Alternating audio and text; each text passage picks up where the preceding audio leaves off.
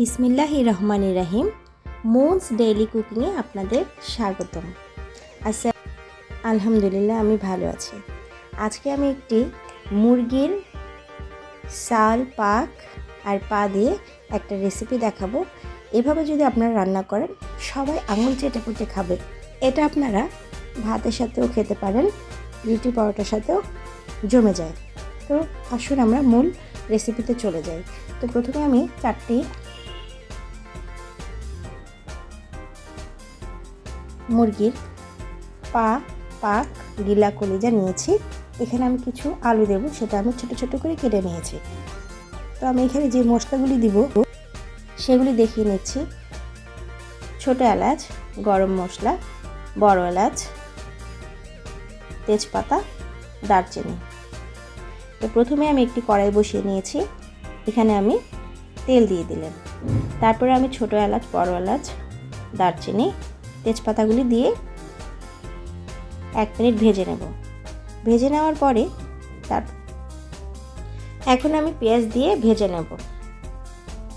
পেঁয়াজ দিয়ে আমি ব্রাউন কালার করে ভেজে নেব।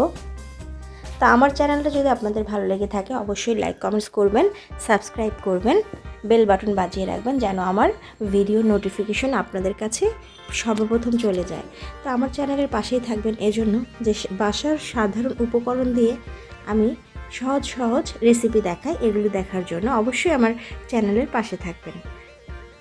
আমার ভেজে নেওয়া হয়ে গেছে। এখন আমি আদা রসুন বাটা দিয়ে দেব।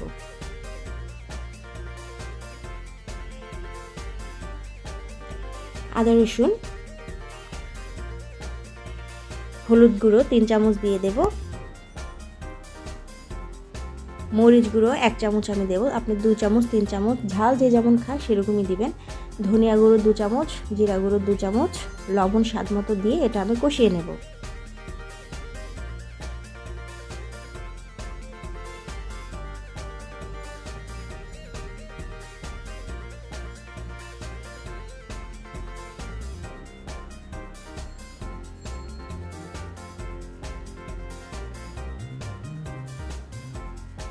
সামান্য একটু পানি দিয়ে দিয়েছি, না হলে মশলাটা নিচে লেগে যাবে। এখন আমি মুরগির এই উপকরণগুলি দিয়ে দেব। সাল, পাক, গিলা, কলিজা সব একসাথে দিয়ে এটা এখন কষিয়ে নেব, সুন্দর করে কষিয়ে নেব।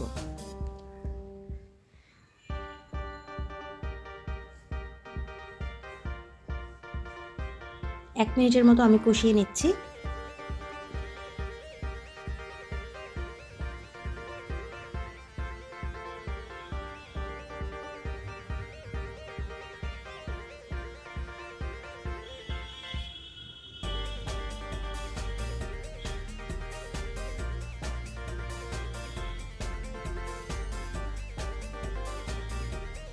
আমার কষিয়ে নেওয়া হয়ে গেছে। এখন আমি কেটে রাখা আলুগুলি দিয়ে দেব। এখন আলু আর মুরগির হাত, পা আর পাকগুলি সুন্দর করে কষিয়ে নেব।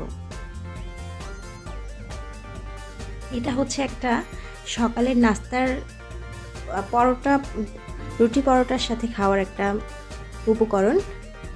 এটা আপনারা বড়রাও পছন্দ করবেন, ছোটরাও ভালো লাগবে, ছোটরাও খাবে এটা। তো আমি কাঁচামরিচ দিয়ে দিলাম, একটু পানি দিয়ে দিলাম,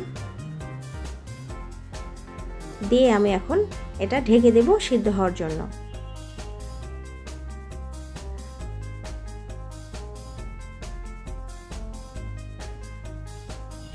যারা এটা পছন্দ না করেন, আমি যেভাবে রান্না করেছি এভাবে রান্না করে খাবেন, অবশ্যই ভালো লাগবে।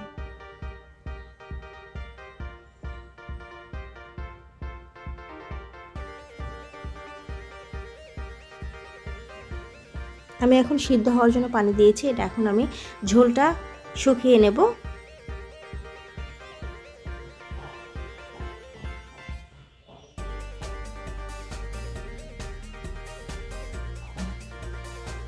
ভাজা জিরার গুঁড়ো আমি দিয়ে দিলাম। হয়ে গেছে আমার মুরগির গিলা কলিজার লটপটি। তো আমার রেসিপিটা আপনাদের কেমন লাগলো অবশ্যই কমেন্টস করে জানাবেন, লাইক করে দেবেন প্লিজ। আর সাবস্ক্রাইব করে পাশেই থাকবেন। সবাই ভালো থাকবেন। আল্লাহ আপনাদেরকে সুস্থ রাখুক, ভালো রাখুক। আল্লাহ হাফিজ।